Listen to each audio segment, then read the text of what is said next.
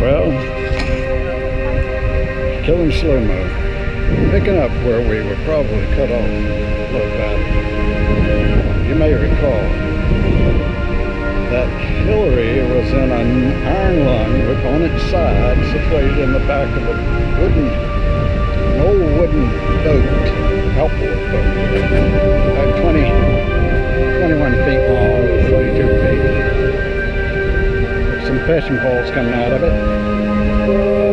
And they, with a crane, they dumped the Hillary and the whole thingamajig on its side right into the boat. Anyway, they took off on the boat. They got to Michigan, they took a wrong turn, and now we're in an argument between a drug dealer and the fellow that's supposed to be taking the drugs out to San Diego. Now, he was driving a van, and he stopped, and you recall he didn't have any money to pay for what he'd put in the back of his van, or actually he'd thrown it into part of the, yeah, that's it. And the fellow said, "You ain't going nowhere." Well, that was where it all started. Hillary, at that time, she's waking up from some stupor or trance, one of these things. She was not being monitored. Everyone, including Modesto, was watching the two drug men try to straighten out their bargain.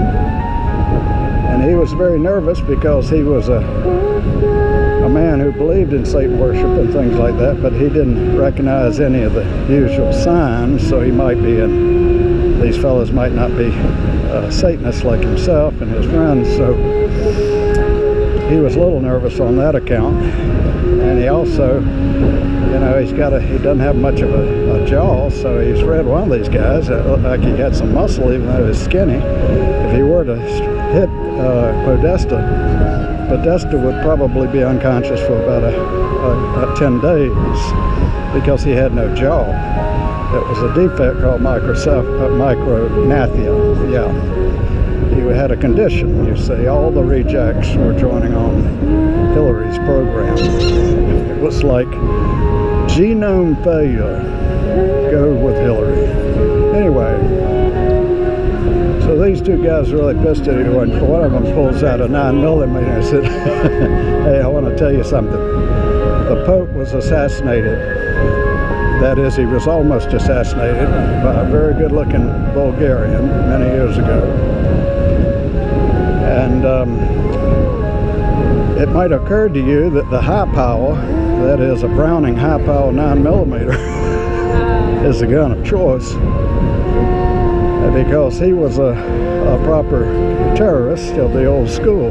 He wasn't one of these blade boys. And he chose his weapon very well because the Browning had proved itself for a very long time, since actually during the 30s all the way up to the present. And many hitmen would agree with this assessment, though they had moved on themselves to Glocks and specialized custom Wilson's combat and this and that. And you see, they were just like in the hitman business. It was just like music. They were the naturals, and then they knew a gun from a cow, and then there were those that you had to train, and they never really got the feel for it. Well, anyway, Hillary had no reason to suspect one of them was better than another one. She was not an insightful kind of person, so she had hired a number of the different types of hitmen to kill.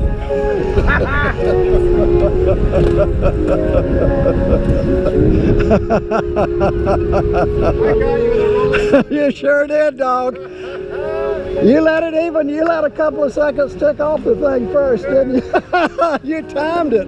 That's what I liked. I like the timing. Yeah. Don't hold it too long. What happens over there?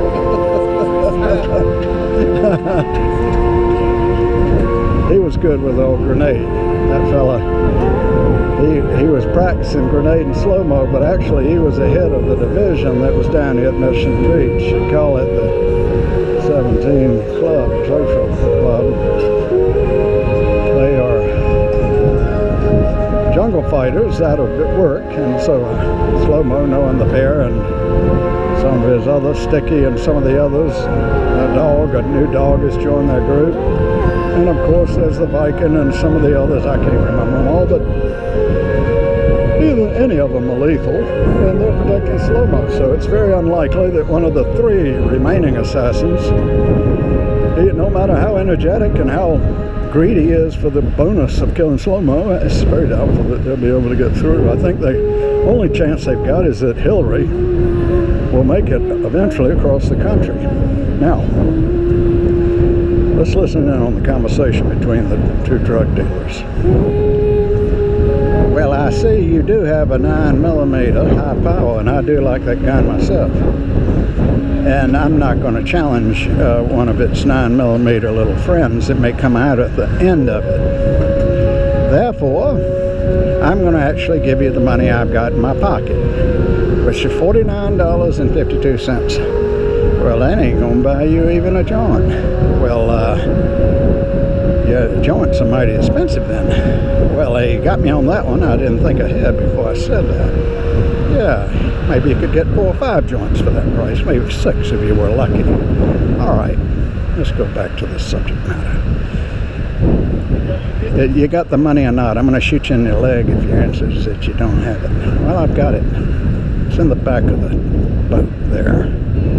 You see the old bag squirming around in that iron lung? The old bag's got it.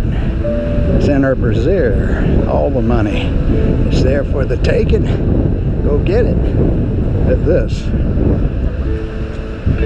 the first fella, threw his joint down and said, "Jeb!" He yelled, "Jeb! Jock! Billy Bob, come out!" And all these big, ugly-looking men come running out of the house, and they carried it around the damn the boat. And he said, "Now, boys, we don't want to hurt the little bag."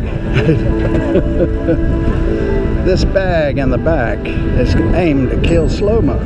Of course, we want to give her a fair chance, but we need the money.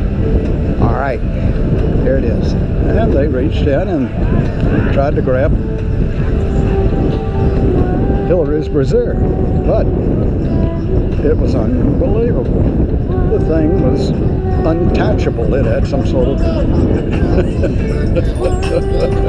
it had a latch that no one could untouch. And then she started squirming and shut out this loud scream.